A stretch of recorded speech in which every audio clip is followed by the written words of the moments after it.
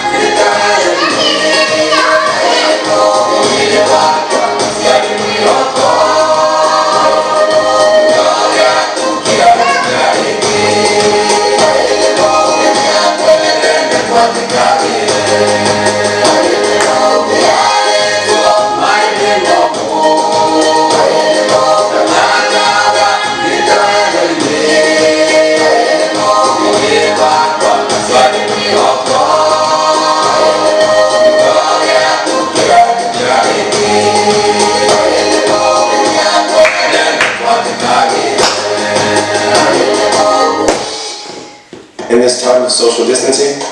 Thank you very much. God bless you. Julie is going to pray and then we're going to hear the word of God. For those joining us, thank you for joining us. I can see all of you, and today is Sunday, the last Sunday of May. Are we glad that God has brought us through May? Yeah? Yeah, it's been a tough month, but God has seen us through, yeah? Julie, pray. Okay, God, thank you for what you're doing, Lord. I thank you for blessing us with this lovely Sunday. I bless that you'll save the people who are watching this. They will turn their lives and they will change their ways from good to bad. I bless it that you'll cover us in the blood of Jesus and everyone else watching. In Jesus' name, amen. Amen, amen, amen. Thank you, Julie. Let's open our Bibles to 2 Kings 2 Kings chapter 6, verse 1. May this message impact your life and my life. May this message impact anyone who will listen to this message, because the power of the gospel is to change. The gospel has to change the people. 2 Kings chapter 6 verse 1 says, "And the sons of the prophet said to Elijah, see how the place where we dwell with you is too small for us. Please let us go to Jordan and let every man take a beam from there and let us make there a place where we may dwell." So he answered, "Go." Then one said, "Please consent to go with your servants." And he answered, "I will go." So he went with them, and when they came to Jordan, they cut down trees. But as one was cutting down a tree, the iron axe fell onto the water, and he cried out and said, "Alas, master, for it was borrowed." So the man of God says, "Where did it fall?" And he showed him the place. So he cut off a stick and threw it in there, and he made the iron float. Therefore, he said, "Pick it up for yourself." So he reached out and took it. Amen. The title of my message today, it's a very simple topic. It says, maybe you have a borrowed axe. Maybe you have a borrowed axe. And if I can get an axe, an example, that would be good. Maybe you have a borrowed axe. The vision, when the vision is about to explode or enlarge, there is a test that comes after that. And 2 Kings is, and we are looking at a sermon today where the sons of the prophet says, "Enlarge my territory." And there could be many territories today. Spiritual territories, physical territories, other territories that you are praying God to enlarge those territories. And this is what happened, because the sons of the prophet, they found that where they were dwelling is not enough. So they told the master, Elijah, "Where we are dwelling is not enough, so let us do this so we can enlarge. Because where we are sitting, where we are living, where we are working, what am I doing? Is not comfortable. I need more." It's not a sin to ask for more. So, I'm not comfortable where you are. Comfort and space, and also privacy, freedom are not in conformity with the current situation that you are in. I remember when I got married, I was married in one single room. That room, the kitchen was there, the bedroom was there, and the sitting room was there. And I was not comfortable in that room. So what I did is, I worked very hard, tried to get out of that situation. And maybe you are listening to me. Maybe you are living in a single room. Maybe whatever you are earning is not enough. Maybe whatever you are doing, you are not feeling is enough. But I'm going to tell you and to speak to you openly without any hiding or sugarcoating. Because the good thing is, when we speak openly and we share, that's when we get the breakthroughs that we need. First of all, you have to have a vision in your life. The Bible says that where there is no vision, people perish. So you gotta have a vision in your life. And a vision is something that you're going to do so you can work towards your goal. A vision is like a roadmap. A vision is like a blueprint. Before they build a house, they have a blueprint of the house and the picture of the house after completion. But we have to have a vision. A vision is what will drive us to the next destination. That also the Bible says is called a floating axe. So the sons of the prophet say to Elijah, see how the place where we dwell with you is too small for us. The place that we dwell is too small for us. And we are not comfortable. It has to start with a desire, with a need. The place where we dwell is too small for us. So, something has to happen. Please, and they use the word please, they are not demanding. They are just saying kindly please. The place where we dwell is too small for us. It's too small. Have you ever been in a situation where you receive your salary and you try to divide that salary and it's not enough? It's too small. You are trying to divide. It's too small. You even wonder, can I tithe this salary? It's too small. So they start with a desire. Please let us go to Jordan, the blueprint, Jordan, and let every man take a beam from there and let us make there a place where we may dwell. These were the sons of the prophet. They were in a college and they wanted to expand the territory of their school. So they wanted to go next to Jordan, cut trees, and make another beautiful place for them to dwell. And what Elisha says, he says, go. Okay, when the word go comes, it comes with responsibility. And it's not bad. I said again, it's not bad to ask. It's good to ask. But the question is how long do you want to be where you are?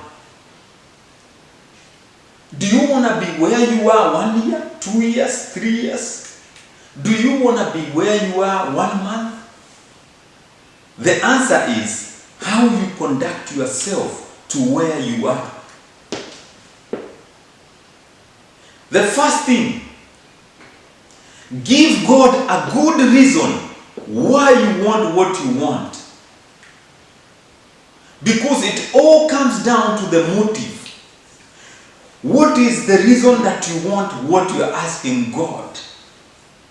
The sons of the prophet gave a very good reason. They says the place where we dwell is too small for us. This is the meaning that the place they were, they had grown in numbers and it was not enough to hold them. It was not enough to hold their vision. So they had to enlarge the territory. They had to enlarge. Because sometimes if we don't enlarge, we start to shrink. And when we start to shrink, our vision shrinks. And our faith shrinks. And our hope shrinks. And we start to dwindle down. And we start to come down in a place that is called in Swahili or Kikuyu in a no man's land. When our vision starts to shrink, when we start to go down, we don't expand. There is no fruit when in the territory of not expanding. I say it again, there is no fruit in the territory of not expanding, but there is fruit in the territory of expansion. So give a very good reason. The place is too small. The place is 1 bedroom. And I have 1 kid. I have 2 kids in 1 bedroom. That's a very good reason. The car I'm driving,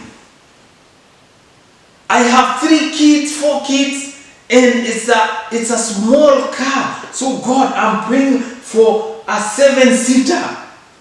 If you want to go that far, God, whatever I am earning is too small for me and my family.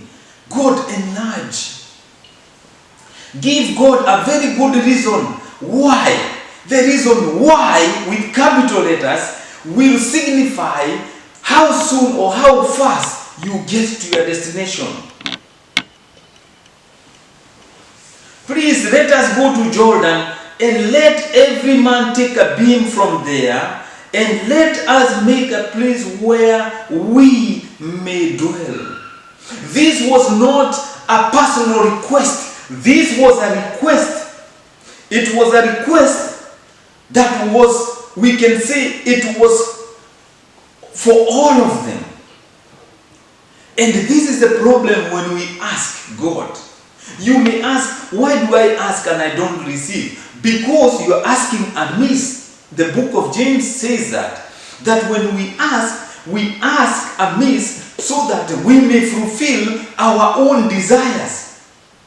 But is it what you are asking meant for others or meant for you and others? Is the tree that you have planted outside only to feed your family? Is the nice car you are asking only to fulfill your own ego? Is the tree you are planted outside for you and for the others? The things we ask, if they are not tied up to helping others, those things takes long to come. And this is very sad, because the Bible says, teach us how to pray, so that you may help us understand what to ask and not what to ask. They ask something that will be able to help other students who are in the school of Elisha. And they say, let us make a place where we may dwell. Not where I may dwell, where we may dwell. A place where we may find comfort, peace. We may find a nice time. A place where we may find. I'll tell you. Sometimes we need to evaluate ourselves and ask ourselves, why am I asking what I'm asking? What is the reason for my asking? And Elijah says, go. Meaning, access granted. You've asked for it, go. And the word go in 2 Kings chapter 6. So he answered, go. Moses told God, if where we are, if you don't go with us, don't let us live here. If you cannot go with us, Don't let us live here.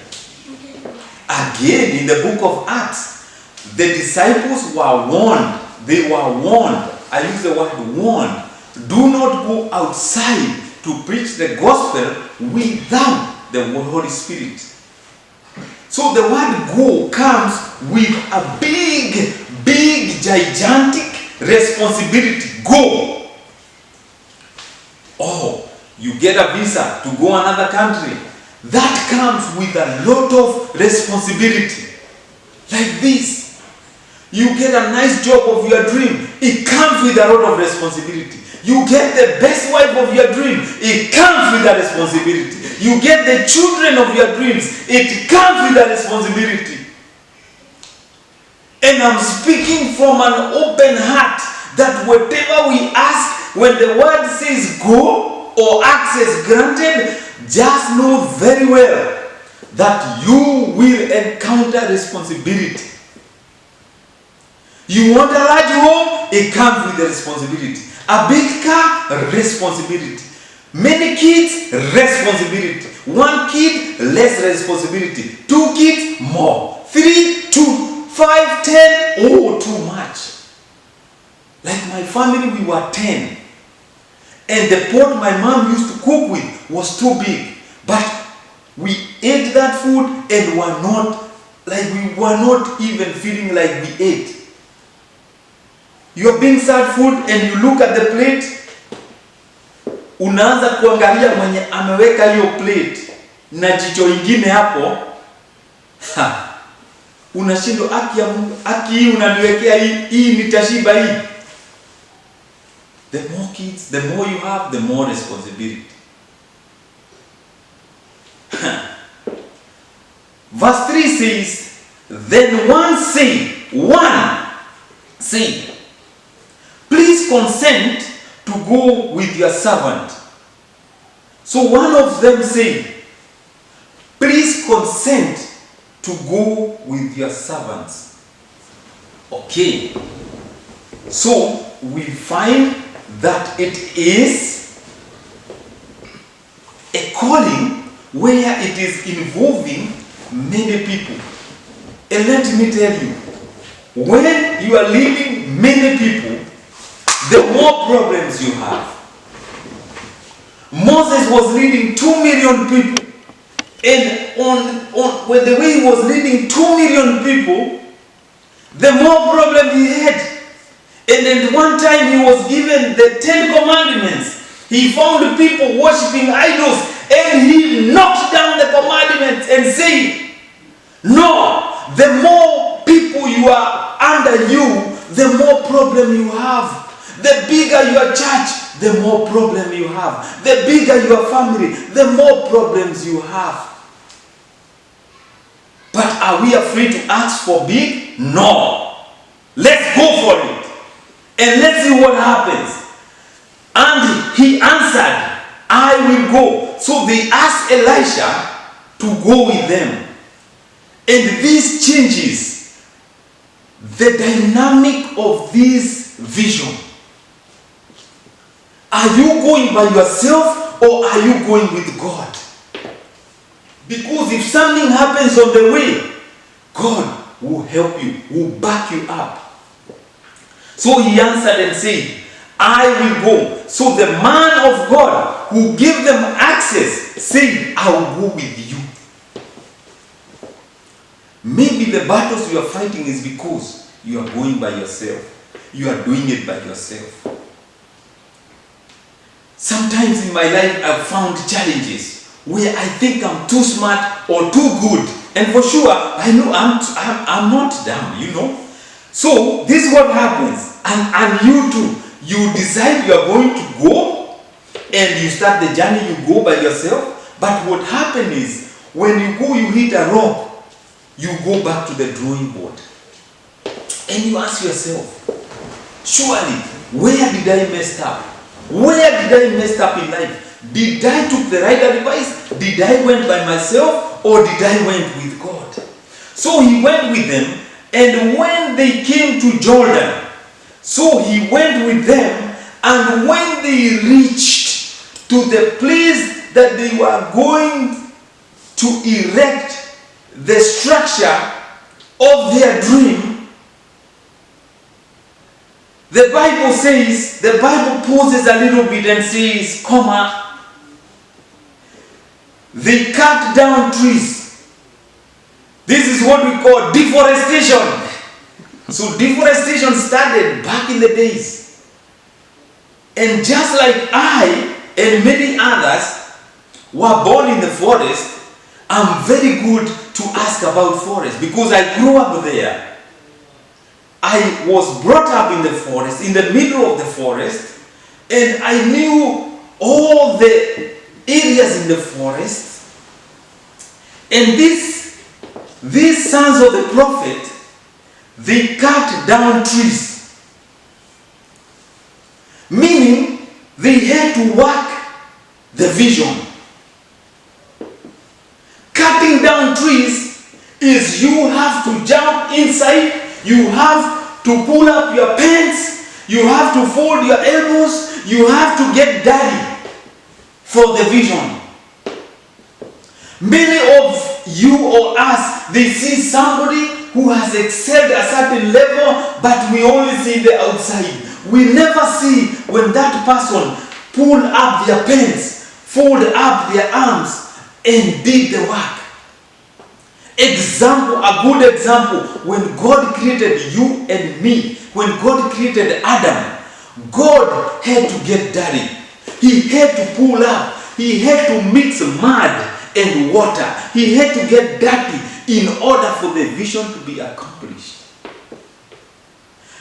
Remember this, that we have to get dirty for the vision. They start cutting down the trees. If they did not cut down the trees, the vision would not have materialized. And this is the problem. You have a very good plan, you have a very good vision, you have a very good plan, but you are not willing to step inside and work out whatever God has given you. We are going somewhere. Amen? Amen. So, they start cutting down the trees. And that's where the problem starts. And this is where we are going to learn a lot. A lot. They start cutting down the trees. But when you see the word but in the middle of a passage like this, the whole story is changing. But, and I'm not speaking about the behind, but you know, somebody says,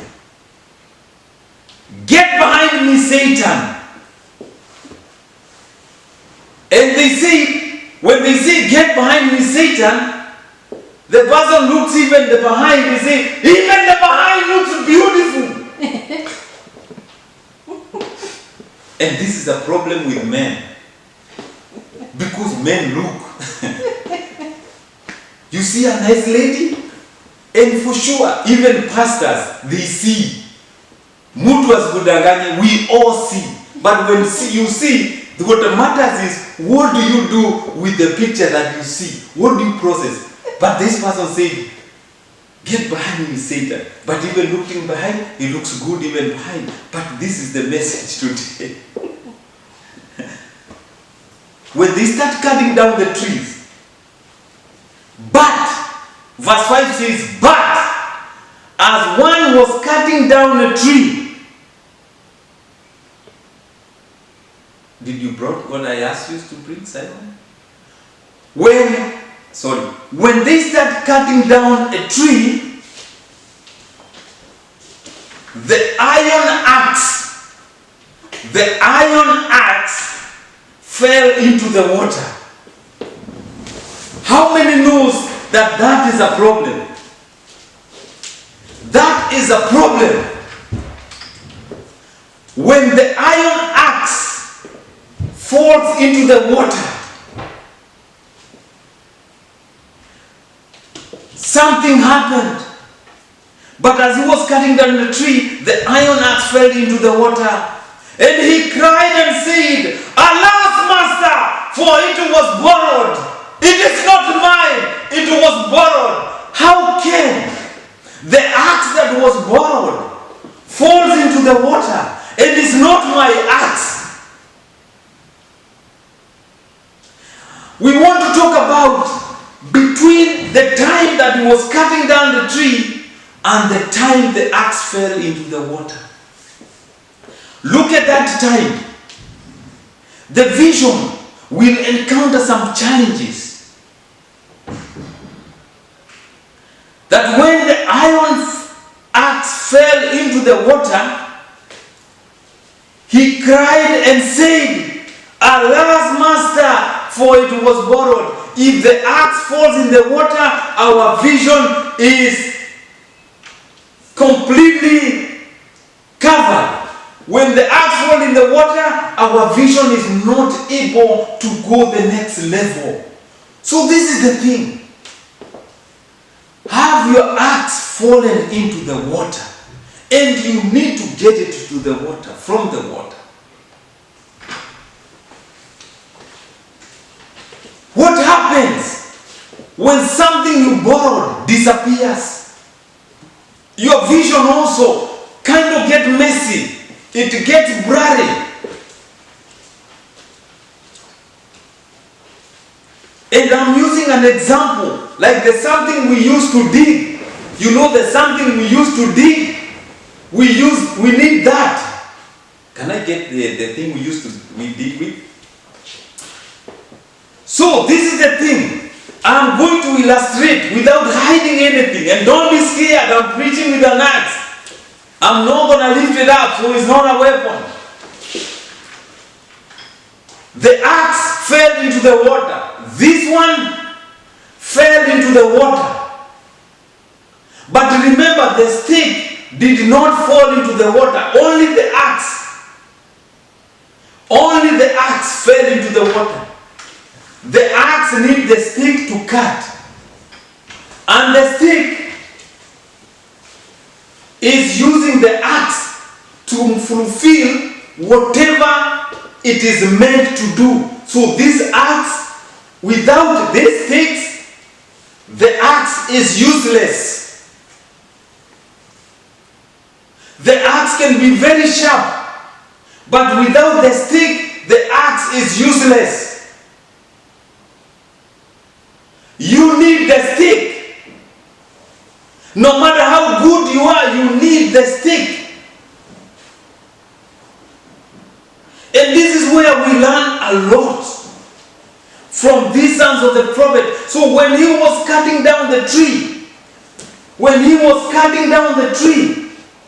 cutting the tree so that he can build the mansion, the axe fell into the water. Meaning, the deal went sour. When you are dating somebody, or you are saying this is the one for my life, something goes wrong and the axe fell in the water. When you thought you had the right job for your right qualification, the axe fell into the water.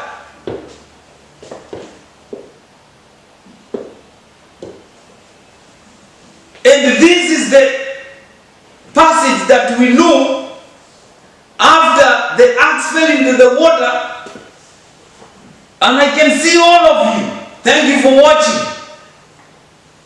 When the axe fell into the water, this is the time we know the axe was borrowed. It was not for them. They had borrowed it.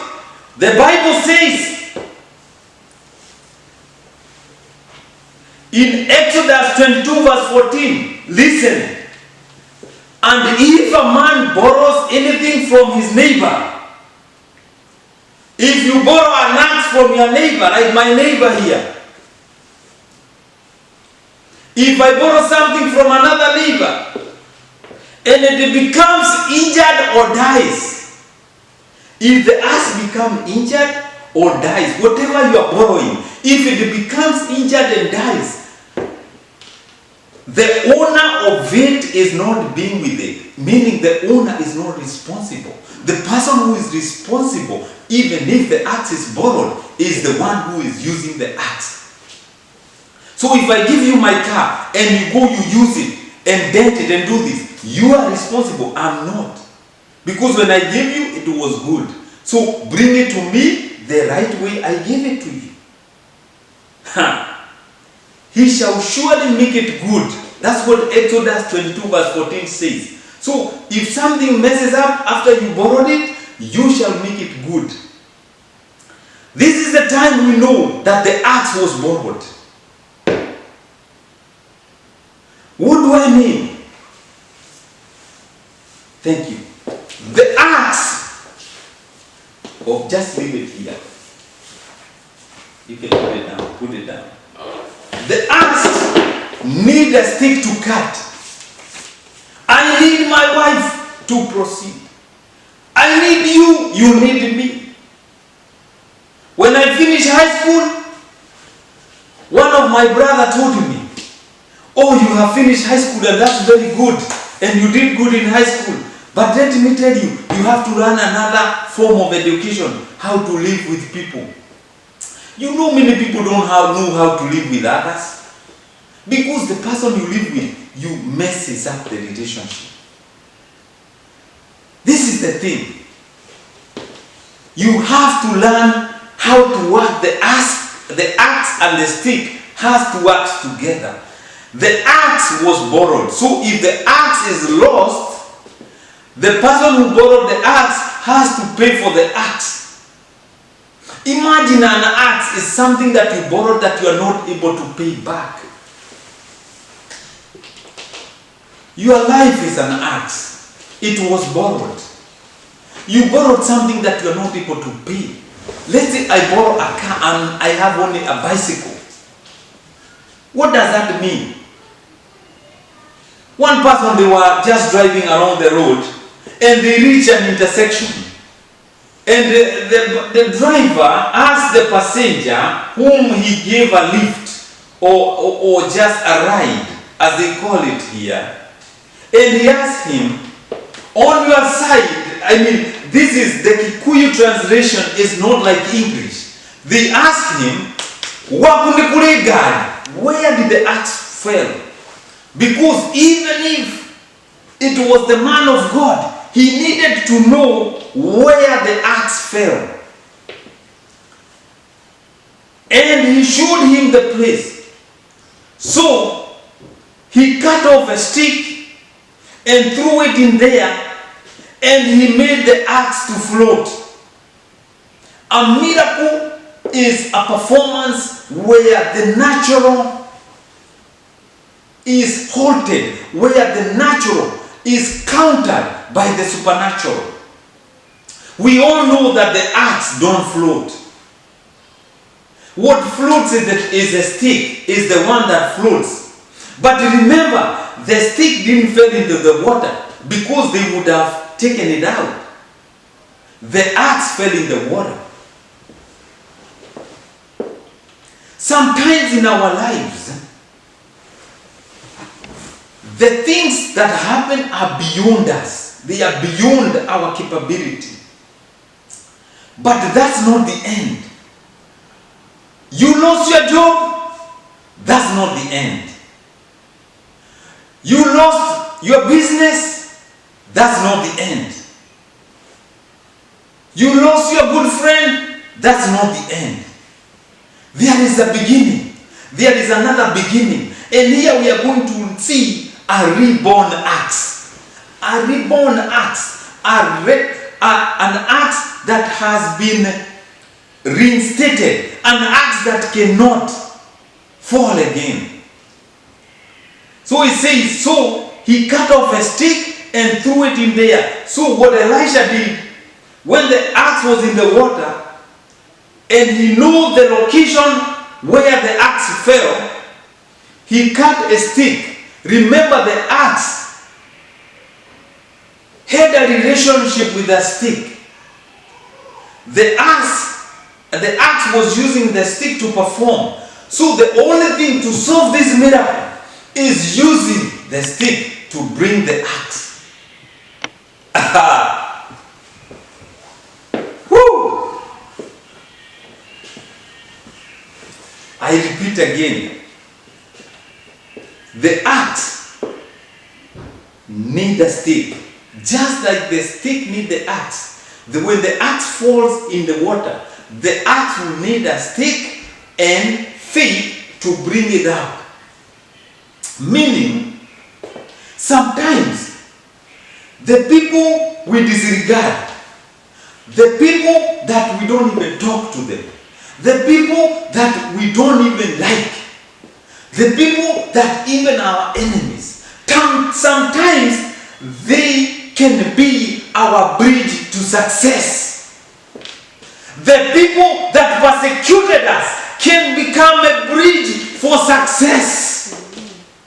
The people that we didn't want to talk to, the people that didn't want even to associate with us, sometimes God can use them to become a success for you. So please remember that when the axe falls in the water, no matter how good the axe is, the sticks, God will use the stick to bring the axe up, so that you don't have to pay for the axe that was borrowed, so that the axe that fell in the water can have a meaning and be restituted back to the owner.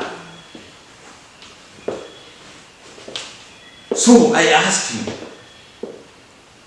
maybe the person that you don't even talk to, the person that you don't even like to see, maybe that person will become your stick. That person will become your stick. That job that you refused may become your stick by just starting the same job, and it will become your stick. When the water spills, don't dwell there. Find another way to put some back in the glass. When you fail, try to find a way to come back. Don't stay there saying, God, you are praying until your tongue blisters. You are praying until your knees. No, do something. Because the sons of the prophet were not there kneeling down and praying, God, the axe is here. They did something. So today, it's time for us to do something. If we start something and it hits us now, go back, regroup again, and start again. Lift yourself up. Don't dwell there. Start a new chapter. Start a new chapter. My brother used to say, kuvunjika kwa mwiko sio mwisho wa kupika. Meaning, when the axe fell in the water, how comes, and I ask you this, because you don't interpret the miracles with the supernatural knowledge, you will miss it. See, no. How comes the axe that is metal float by a stick? If you reason with your understanding, you will miss the point. Because a miracle is an undertaking where the earthly is countered by the spiritual. Maybe your life you need spiritual, not earthly. Maybe you don't qualify. Maybe you don't look like. Maybe you don't even deserve it. But because of the grace of God, because of the favor of God, you are where you are. I am where I am. Not because I qualified, not because I was smart, not because I was book smart, but because God gave me favor. Amen. God give me favor. And today what we are asking is favor. May that soil where you are plowing listen to you and understand you and give fruit. Elijah used the stick to bring the axe up. And the axe, what he did is, so he cut off a stick. The stick that he cut off didn't matter how it looked like. The stick that he cut off, it didn't matter how strong is it. It didn't matter how nice it was made. what matters is, it was a stick. Maybe you and me, maybe our stick is crooked. Our stick is crooked for life. And when I mean the stick, is meaning our life. Our life is very crooked. Our life is very messed up. Our life is very bad. We can't even talk about the past because our life doesn't look good. But what matters is, who is holding the stick that is crooked? Who is holding that stick to bring the axe up? The Bible says, as we come to a close, and he threw it in there. The stick had to leave the hand of the man of God. So the axe fell there. He took the stick, he threw it there. And this is what happened. And he made the axe float. There was a correlation between the axe and the stick. The stick is on the top of the axe. The stick is on top of the axe. The axe is below. But the stick will exert a force that will be directly to the axe, and the force will pull the axe up. Whoo, amen. The force will pull the axe up. This is what we need. Maybe you need that force. Because when the axe fell, there was no growth. When the axe fell, there was discontentment. There was stress. There was depression. When the axe fell, there was no peace. You are wondering, God, how am I going to pay the bills? How am I going to make it? How am I going to go to the next step? The axe fell. But let me tell you, there is a force that is above us that will give the axe the force to come up so that I can be able to reach the axe and grab it and take it. And this time, the axe will not fall. Maybe you are asking God, God, I don't think my life is possible to be made right. Maybe you are asking, God, I don't think for sure I can be able to come all the way down. We are not told how deep the axe fell, but it doesn't matter how deep the axe fell. What matters is the force that is bringing the axe. What is the force that you need to come up? This is the thing. That therefore he said, when the axe floated, therefore he said that pick it up for yourself. Pick it up for yourself. When the axe fell in the water and it comes up, God tells you, pick it up for yourself. Because heaven and earth has to agree on something. Let it be done on earth as it is in heaven. So when the axe fell, the man of God did not pick the axe. And many of them could have picked the axe so that they can get the glory that I was able to pull the axe. No. He told the other person, the son of the prophet, pull up the axe. And he pulled the axe. And he said, pick it up for yourself. Pick it up for yourself. Today, I want you to pick it up for yourself. The questions you've been asking yourself, stop asking those questions. The world is going crazy that we've never seen. But God is saying, pick it up for yourself. It's time for you to pick it up. It's time for you to move on. It's time for you to go. It's time for you to press on. So he reached out his hand and he took the axe that was lost. Our axe could be many things. Our axe could be your life. Do you know your life and my life is a borrowed life? The body I'm using to stand up today, it's a borrowed. And God says, if you destroy that body, I'm going to destroy you.